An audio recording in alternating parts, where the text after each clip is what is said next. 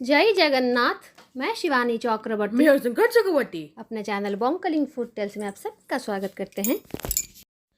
आज के हमारे वीडियो में हम आपको दिखाएंगे रथ यात्रा के दिन प्रभु जगन्नाथ जी को रथ के ऊपर लगने वाला दो भोग, जो एक तो अभी भी लगता है रसगुल्ला के साथ और दूसरा काफ़ी समय पहले से ही बंद हो चुका है। जो पहला भोग है वो है रसावली पट्टो, जिसको कि पट्टो ताड़िया, ताड़िया पट्टो, बहुत सारे नामों से जाना जाता है।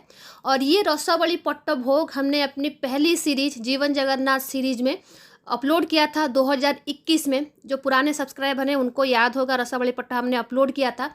और ये टेम्पल फूड ऑफ पूरी का जो सेक्शन है प्लेलिस्ट में, वहाँ पर आपको मिल जाएगा। ये अभी भी रथ के ऊपर भोग दिया जाता है रसगुल्ला के साथ। और आज रसगुल्ला दिवस भी है, क्योंकि आज ही के दिन प्रभु जगन्नाथ जी ने माँ लक्ष्मी जी को मनाने के लिए रसगुल्ला भोग दिया था। तो रसगुल्ला उड़ीसा का है। इसको प्रूव करने के लिए, इसको मनाने के लिए आज रसगुल्ला दिवस मनाया जा रहा है काफ़ी समय से। तो ये तो पोटोताड़िया है। और दूसरा ये है मूगो मंडा। ये जगन्नाथ मंदिर का मूगो मंडा है, जो नॉर्मली घर में उड़ीसा में तो मूगो मंडा बहुत फेमस है, लेकिन ये उस तरीके का मूगो मंडा नहीं है। ये जगन्नाथ मंदिर का मूगो मंडा है। जगन्नाथ मंदिर में लगता था नीलाद्री बीजे के दिन। बहुत सारे भोग लगते थे जो बंद हो चुके हैं, उनमें से ये एक भोग है जो प्रभु को लगता था भोग में, और जिसका वर्णन मादड़ा पांजी में भी है। वही हम आज आपको बना के दिखाएंगे। और ये रथ के ऊपर का एक वीडियो है जिसमें रसावली पट्टों के साथ साथ रसगुल्ला भोग दिया गया है। और आप ध्यान से देखें, ये सफ़ेद रसगुल्ला नहीं है, लाल रसगुल्ला है। तो ये भगवान जी को भोग के स्वरूप में अर्पण किया गया है। और साथ में भर भर के रसावली पट्टो।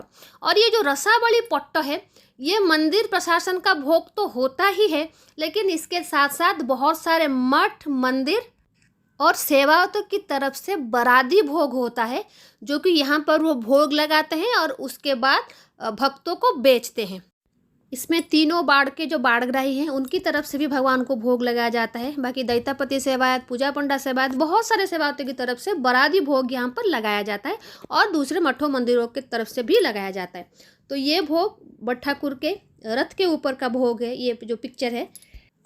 तो रसावली पट्टो, पट्टो ताड़िया या फिर ताड़िया पट्टो बनाने के लिए हमने यहाँ पर लिया है 200 ग्राम छेना। और हमने इसको अच्छे तरीके से नीट कर लिया है। छेना फ्रेश होना चाहिए, बिल्कुल ही बासी छेना नहीं होना चाहिए। और इसमें हमने 1 बड़ा चम्मच डाला है आटा, और इसको अच्छे तरीके से नीट कर ले। आटा या फिर मैदा इसलिए डालें ताकि ये जब हम फ्राई करें तो ये फटे ना, तो चांसेस होते हैं फट जाने के लिए। तो अभी हमने आटा डाल के इसको अच्छी तरीके से नीट कर लिया है। लास्ट जब चंदन मांडुआ हमने आपको बना के दिखाया था, प्रोसेस बिल्कुल वही है, उसी को फॉलो करना है, लेकिन इसका शेप थोड़ा अलग होता है। तो इस बात का ध्यान रखें कि बाइंडिंग के लिए कुछ ना कुछ आप इसमें ऐड करें। चावल का आटा नहीं ऐड करना है, इसमें ऐड करना है मैदा या फिर गेहूं का आटा। ऐड करके इसको अच्छी तरीके से नीट कर लें। बहुत ज़्यादा इसमें मॉइस्चर नहीं होना चाहिए, नहीं तो ये जब हम तलेंगे तो ये फट जाएगा। और अगर थोड़ा खट्टा भी होगा छेना तो भी ये फट जाएगा। तो अभी हम क्या करेंगे, इसको तो हमने अच्छे तरीके से नीट कर लिया है। तो अभी हम इसका छोटा छोटा गोला बनाएंगे। इस तरीके से छोटा छोटा गोला बनाएंगे। और उसके बाद ये तो केले के पत्ते के ऊपर उसको रख के थोड़ा फ्लैट किया जाता है और वो शेप में लाया जाता है, लेकिन हमारे पास तो केले का पत्ता नहीं है, तो हम इस थाली के ऊपर ही आपको बना के दिखाएंगे। अभी ये होता है ताड़िया पट्टो का शेप। उस गोले को हमने थोड़ा हाथ में चपटा कर लिया है और उसके बीच में एक होल बना लिया है, जैसे मेदू वड़ा का अंदर होता है ना, उसी शेप का होता है ये। तो अभी हम क्या करेंगे, इसको लेके गरम घी में तलेंगे। इसको घी में ही बनाना है, तेल में नहीं बनाना है। तेल में बनाएंगे तो वो अच्छा स्वाद इसका नहीं आएगा। तो अभी हमने यहाँ पर घी गरम कर लिया है, तो घी में अभी हम इसको तलेंगे।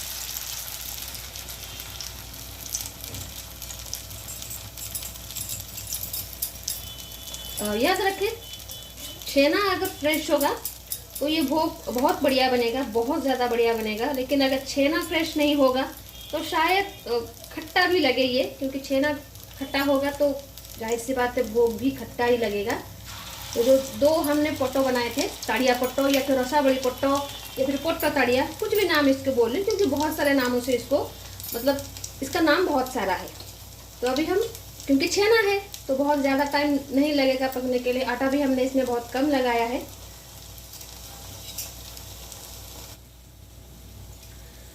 तो ये अभी एक साइड हो गया है, तो हम उसको केयरफुली पलटेंगे। टूटने के चांसेस बहुत ज़्यादा होते हैं क्योंकि छेना है। ये देखिए, ये पलट गया एक साइड। अभी इस साइड भी हम केयरफुली पलटेंगे, तो भी हम पलटेंगे।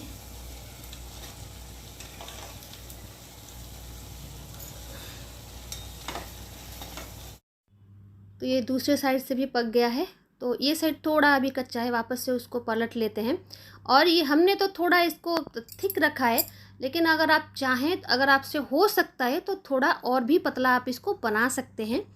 तो अब ये दोनों साइड हो जाएगा तो हम इसको निकाल लेंगे, और 2 बचे हैं उसको भी हम फ्राई कर लेंगे घी में।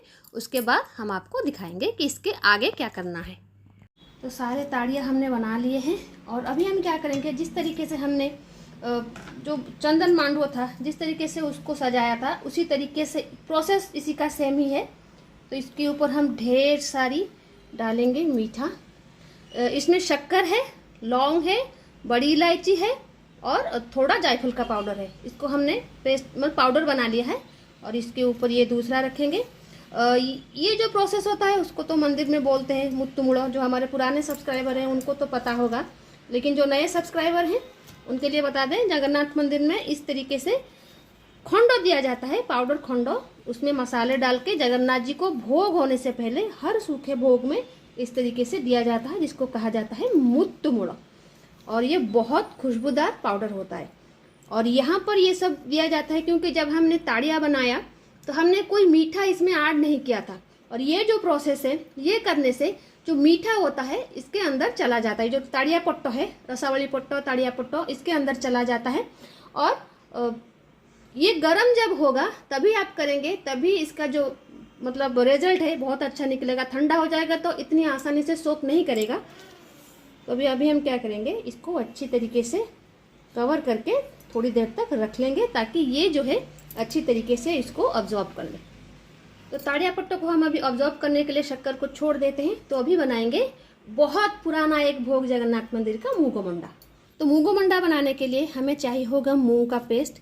ये मूंग दाल को हमने अच्छी तरीके से छिलका निकाल के अच्छी तरीके से पेस्ट बना लिया है।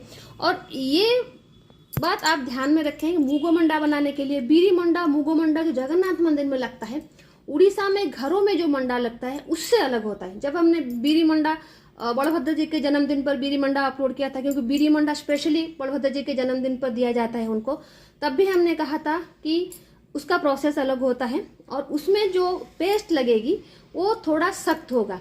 जब हम आटा लगाते हैं रोटी करने के लिए, उससे थोड़ा नरम होगा और बैटर से थोड़ा वो सख्त होगा। उसी तरीके का अगर आपके पास सिलवट्टा है तो अच्छी तरीके से इस तरीके से तो वो पिस जाएगा, लेकिन अगर सिलवट्टा नहीं है तो मिक्सी में थोड़ा आपको प्रॉब्लम होगी, लेकिन अगर कम उसको पीसेंगे तो ज़रूर बन जाएगी। तो ये है ये पेस्ट, सिलबट्टे में पीसा हुआ तो थोड़ा सख्त रहेगा।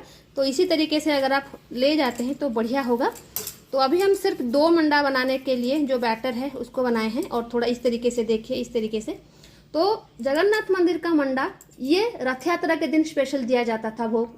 मैंने कहा है अपने लास्ट वीडियो में, बहुत सारे भोग बंद हो चुके हैं, तो उसमें से ये भोग है जो स्पेशल दिया जाता था नीलाद्रि विजय के दिन, लेकिन ये भी मंदिर में बंद ही है। तो अभी हम क्या करेंगे, ये हमने कहा आपको 2 हमने बनाए हैं 2 मंडा के लिए। तो थोड़ा पानी हाथ होकर हम इसको शेप दे देंगे, और उसमें ये एक होल सा करेंगे, और उसमें ये हम नारियल का पूर, ये जो हमने लड्डू बनाया था ना लास्ट वीडियो में, उससे थोड़ा बचा के हमने रखा था, क्योंकि हमें नेक्स्ट डे इसको अपलोड भी करना था, तो उससे थोड़ा बना के रखना। जो लड्डू, नारियल के लड्डू का जो मिक्सचर होता है वही पूर इसके अंदर ऐड करना है आपको। इस तरीके से ऐड करके इसको बंद कर लेना है। और अगर इससे थोड़ा भी पतला होगा ये बैटर फिर भी ये बन जाएगा, लेकिन बहुत पतला होगा तो नहीं बनेगा, फ्लैट हो जाएगा तो वो नहीं बनेगा। तो 2 मंडा को अभी हम बना लेते हैं, उसके बाद हम इसको घी में तलेंगे। तो घी हमने यहाँ पर गरम कर लिया है, तो जो मंडा है उसको हम तलेंगे। ये मीडियम हीट पे है, फिर भी मिट्टी का पॉट है तो ज़्यादा धुआं निकल रहा है, तो मीडियम हीट में आपको इसको पकाना है जब तक कि अच्छी तरीके से पक ना जाए। लाल हो जाए, ब्राउन हो जाए, डीप ब्राउन हो जाए, कोई बात नहीं है, लेकिन ये अच्छी तरीके से पकना चाहिए, अंदर तक ये पकना चाहिए। तो मीडियम आंच पे हमें इसको पकाना है। तो ये भगवान जी का वही राजभोग है जो मंदिर में नहीं लगता, और रथ यात्रा में तो लगता था, लेकिन अभी रथ यात्रा में नहीं लगता। और जब हमने चैनल स्टार्ट किया था तब हमारा एक ही मकसद था कि हम जगन्नाथ जी के बारे में ऑथेंटिक जानकारी दें, ऑथेंटिक भोग की जानकारी दें, ताकि लोगों को हमारे भगवान जी और उनके बारे में और उनको लगाए जाने वाले भोग के बारे में सटीक जानकारी मिले। तो ये जगन्नाथ जी का ऐसा ही भोग है। और सच बताएं, जब हमने पहला चैनल पर वीडियो अपलोड किया था ना, 0 सब्सक्राइबर के साथ किया था। पहले 3 वीडियो तक तो हमारे पास कोई सब्सक्राइबर ही नहीं थे। तो अब ये देखिए, ये मंडा बनके तैयार हो चुका है, अंदर तक अच्छी तरीके से पक चुका है। तो अभी हम इसको निकाल लेंगे और उसके बाद हम आपको दिखाएंगे। तो ये है प्रभु जगन्नाथ जी का नीलाद्रि बीजे भोग पोटताड़िया और मूगा मंडा। आई होप ये रेसिपी आपको अच्छी लगेगी। तो रथ यात्रा सीरीज की ये हमारी आखिरी भोग की रेसिपी है, भोग बनाने का ये आखिरी वीडियो है। इसके आगे जो भी भोग हम अपलोड करेंगे, जगन्नाथ जी के जो अलग नीति कांतियाँ होती है, अलग पूजा होती है, अलग परवाणी होती है, उसके ऊपर वीडियो होगा। और इसके साथ साथ हम जो चतुर्मास है उसके ऊपर, जो चतुर्मास का भोग होता है, चतुर्मास का भोजन होता है, उसके ऊपर हम वीडियो अपलोड करेंगे। तो वो भी आपको पसंद ही आएगा। तो आज के लिए इतना ही, रहते हैं। जय जगन्नाथ, जय माँ काली।